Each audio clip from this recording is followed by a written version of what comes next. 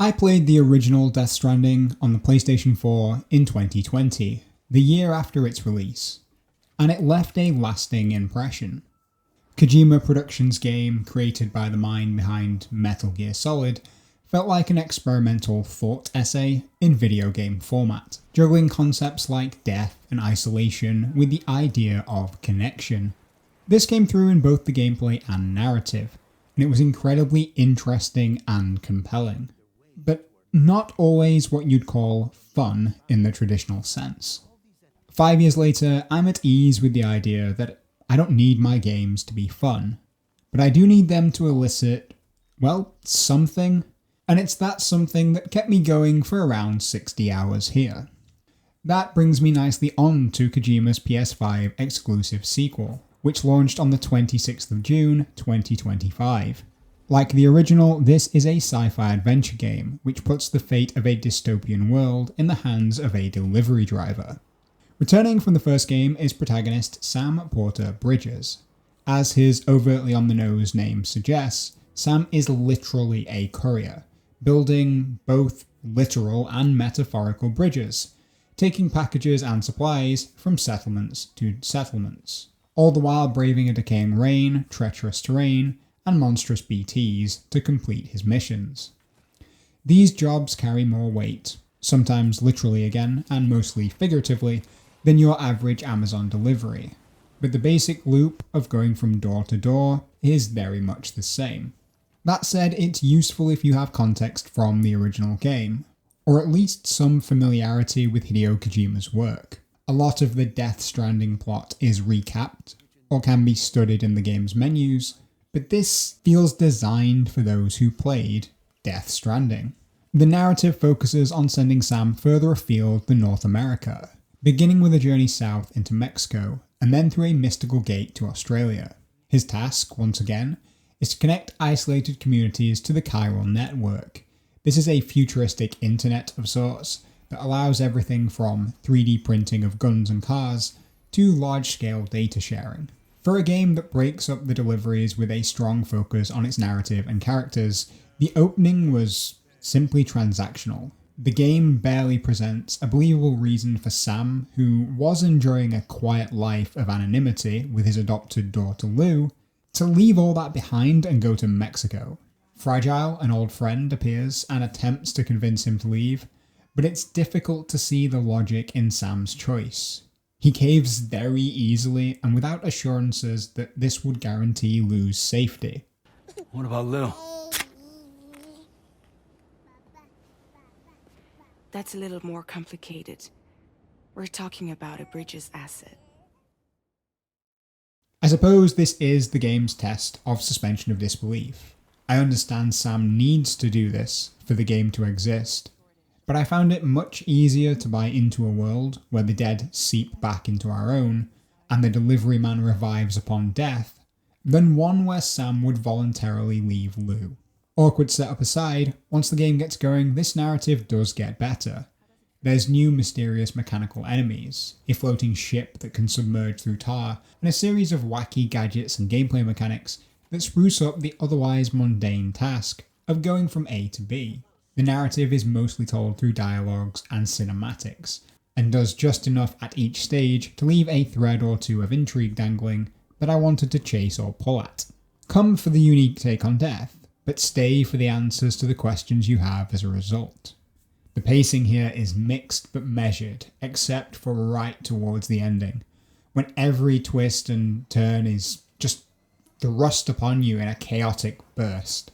There's also some of the usual Kojima bits here, like super serious climactic moments that are entirely undercut by ridiculous musical numbers, or all the guest stars and cameos that just seemingly appear out of nowhere.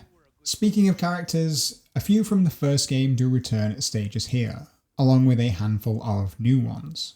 Fragile and the crew of her ship the Magellan are the real driving force. Next to the relatively quiet and subdued Sam, we are also given Dollman here, who fulfills a similar role to Ymir in the God of War game, essentially portable commentary. Two new characters who really help push this story are Rainy and Tomorrow. Rainy, as her name indicates, is always surrounded by rain, and has a unique ability to undo the damage caused by the decaying timefall. Meanwhile, Tomorrow joins the crew later in the story, and coincides with the game's combat encounters becoming more engaging. This was a big problem the first Death Stranding had. Tomorrow is also the focal point of the combat cinematography at times, and the best way I can describe her without spoilers, she's this game's version of River Tam from Firefly. This game is also littered with familiar faces, from the members of the band Churches, who run an animal shelter, to Guillermo del Toro's brief appearances as Deadman. These are all design choices you either appreciate or learn to live with in Kojima's games, but nothing feels too awkwardly stuffed into this for the sake of it. And as an added bonus, the relentless product placement from the first game has been dialed back too. There is still of course an element of breaking the fourth wall and directly interacting with the player, but it's not so frequent that it feels played out or annoying. Death Stranding 2's gameplay focuses on Sam's job as a porter. This puts inventory management and keeping track of your destination at the fore, with the game's main orders acting as story progression. Each order begins at a bunker or a settlement terminal, and Sam goes through a series of deployment menus before collecting his cargo. Most of the main orders take you to an unexplored area that is off the Chiral Network, and present both the unknown and a series of obstacles which must be overcome. Standard orders tend to be to known stations, and are about raising reputation or acquiring likes. There's also some new environmental hazards here, and you really do feel their effects at times. One mission in particular sees Sam race raining fireballs to rescue a kangaroo. This was a genuinely unexpected task to be asked to do, but it was a clear escalation in the courier gameplay that was missing from the previous game. As with the original, inventory management is important, and there are many menus and systems at play here. It can be a touch overwhelming, particularly as there are a lot of menus or options that can be reached in multiple ways or through other sub-menus. This is a game where there's a mechanic for basically everything, and there was never going to be enough buttons on the controller to handle these without having menus and sub-menus and sub-menus. I like the depth of all these mechanics, but I did question whether the game benefited from having quite this many, or whether this had just tipped over on the scale into detrimental. Those thoughts did quickly go away during gameplay, and other improvements, such as different travel and transport options, from the Magellan itself to hot spring teleporting, did help quiet some of the noise in my head. I found the game was very good at giving me something I wanted to be doing, like repairing a road or raising reputation, even if I hadn't been given a specific mission to do so. This is helped by the large map, which is used to show the distance and difficulty of transporting cargo and supplies in this world. Death Stranding 2's map is big, but it never felt oppressively or overwhelmingly big or empty, aside from the times where the game wants you to feel that way.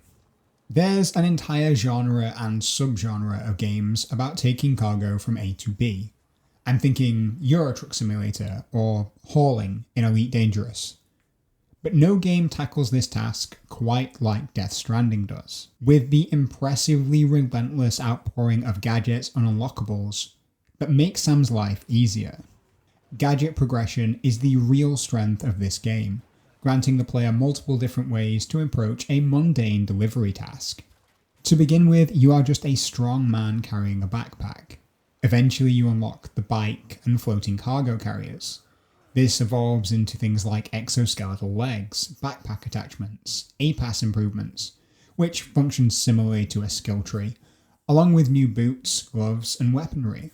While I do agree that the narrative kept me interested, I suspect the gadget progression did most of the heavy lifting, and much like in Kojima's previous games, the application of unique gadgets is a huge asset. It's accurate to say this game has a bit more Metal Gear Solid in it than its predecessor. And I mean that mostly aesthetically, with the presence of Fragile's new ship and some of the mech enemies, but it does come across in the gadgetry and combat too. There is also slightly more combat here than in the first game, and more options when you do decide to take the fight to an enemy. Stealth and avoidance is an option, but so is concussive force and binding ropes. New BTs and mechs make some weapons more appropriate than others, with stolen swords and a boomerang a few examples of new items. Later on, you get access to roaming mines, gloves that electrocute your foes, and drones, just to name a few. Even with these improvements, the bulk of the gameplay is still the act of going from one location to another. And it's this as to why I mentioned in my intro that I don't care so much about a game being fun. But for your average player, this probably won't be. What it is interesting.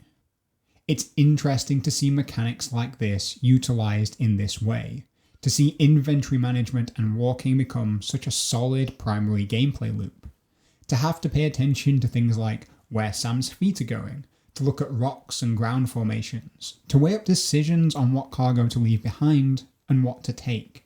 The gameplay is certainly more engaging than that in the original Death Stranding, and as a Metal Gear Solid fan, I love the direction some of the decisions have gone.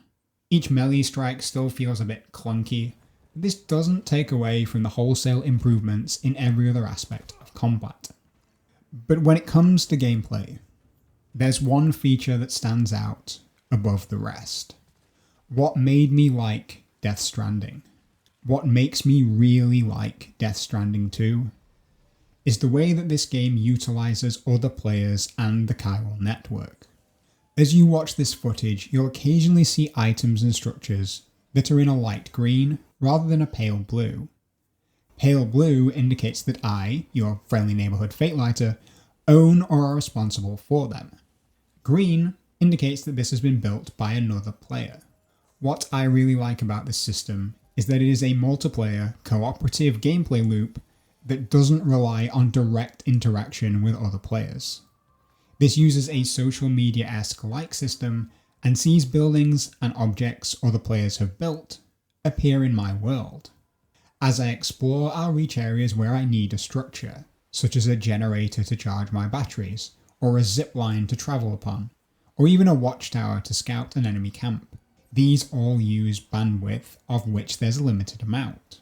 As I build these, some other players will be able to see this structure in their world, and therefore don't need to build one themselves, and vice versa. Because I haven't needed to use resources to build this generator, I can instead spend these resources building a road, or fixing the monorail tracks. These then help other players, who in turn put bridges over ravines, or leave equipment in facilities. To keep this from being a broken gameplay mechanic, these don't show up in areas outside of the Chiral Network, so your first approach to a new area will always be the hardest and most daunting, as intended. This achieves the goal of both rewarding the player for their actions and promoting cooperation without the usual pitfalls, like getting matched with randoms in a normal co-op PvP game. You can even create connections with certain players and increase the likelihood that their structures spawn in your game. Essentially, everyone is working together, independently of each other, and somehow achieving a result that is not only viable, but genuinely helpful. This feature doesn't require PlayStation Plus either, just an internet connection and a copy of the game. I can wax lyrical about how much I like this game's concept and execution, but at the end of the day, you can boil this down to a series of fetch quests. What I believe makes this much more than that is this co-op system, where someone else can pick up my dropped cargo, or leave me a weapon or a zipline to use. The game is true to its narrative concept of connecting people both in word and actions, and it also gets massive praise from me, as it experiments with things most gamers won't have come across before. I say all that to say that even if you look at this and think it's boring and it doesn't appeal to you, don't undersell the value this experimentation and originality have in an industry like gaming. I always value the efforts to try something new mechanically, and Death Stranding 2 builds upon the original superbly.